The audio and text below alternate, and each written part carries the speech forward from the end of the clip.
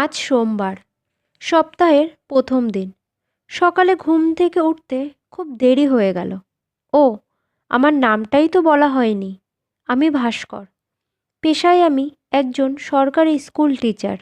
সাধারণত আমি খুব তাড়াতাড়ি ঘুম থেকে উঠে পড়ি, কিন্তু কাল রাতে অফিসের কাজ ছিল খুব বেশি। আর এই কাজ শেষ করতে করতে রাত বেজে গেছিল 2টো। তাই আর সকালে তাড়াতাড়ি ঘুম থেকে উঠতে পারিনি, আর অফিসে পৌঁছানোর জন্য আজ দেরি হয়ে গেল। আমি বাথরুমে ঢুকতে ঢুকতেই মৌসুমীকে ডেকে বললাম যেন সে আমার জামা কাপড় রেডি করে রাখে। আমি বাথরুমে বেশি সময় নিলাম না এবং তাড়াতাড়ি স্নান করে বেরিয়ে আসলাম। কিন্তু আমি ঘরে গিয়ে দেখি বিছানায় জামা কাপড় নেই। একই তো আমার দেরি হয়ে গেছে, আর মৌসুমীও আমার জামা কাপড় রেডি করে রাখেনি। আমি আবার ওকে ডাকলাম, কিন্তু ও কোনো উত্তর দিল না।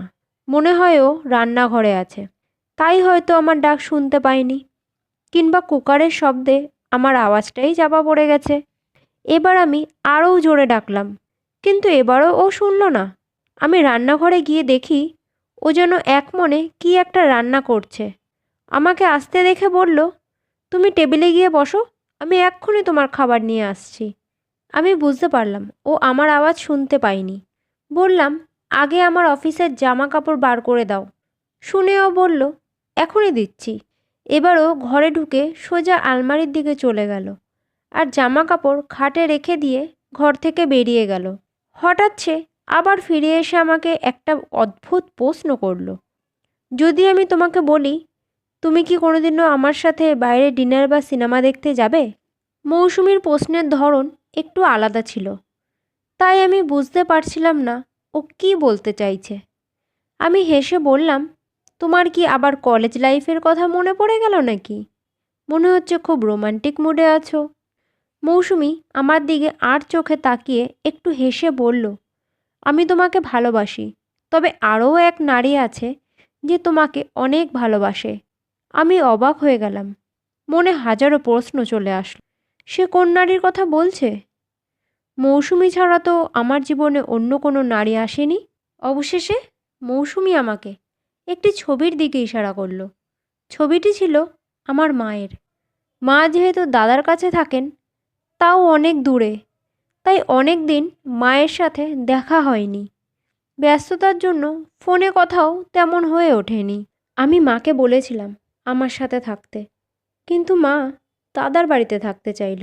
আসলে আমি মৌসুমীকে নিজের পছন্দে বিয়ে করেছিলাম তো, তাই মা সেটা মেনে নিতে পারেননি। এই কষ্টটা আমার সারা জীবন থেকে যাবে। আজ 2 বছর হয়ে গেল মায়ের সাথে আমার দেখা হয়নি। আমি স্ত্রীর দিকে তাকালাম। সে আমায় ফোনটা আমাকে দিয়ে বলল, মাকে ফোন করো। আমি মাকে ফোন করলাম এবং ওনার সাথে ডিনার ও সিনেমা দেখতে যাওয়ার কথা বললাম। সেদিন আর অফিস যাওয়া হলো না।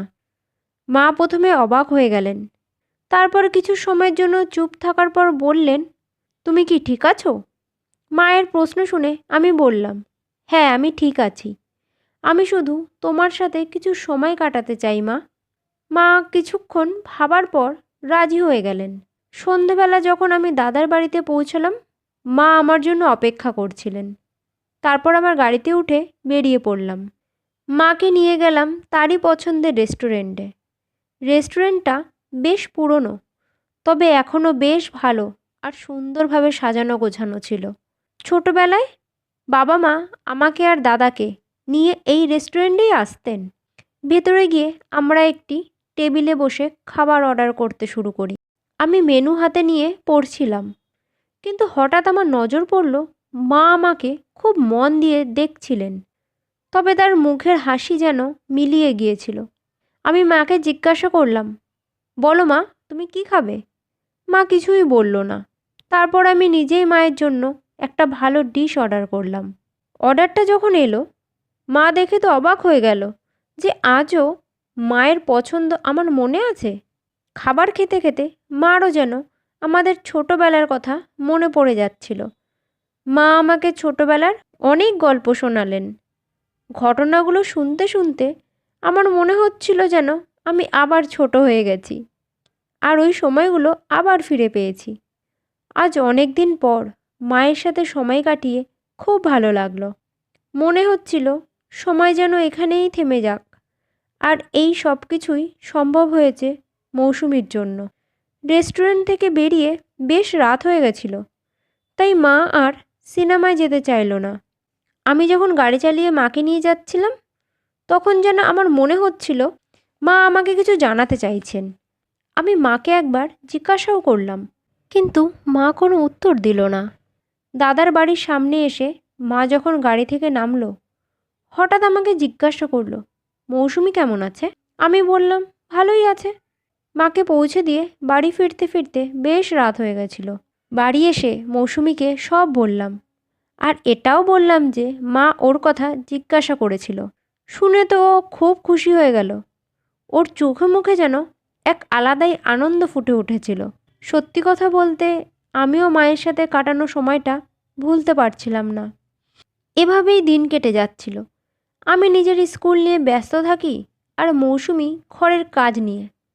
তবে মাঝে মাঝে মায়ের সাথে ফোনে কথা হয়।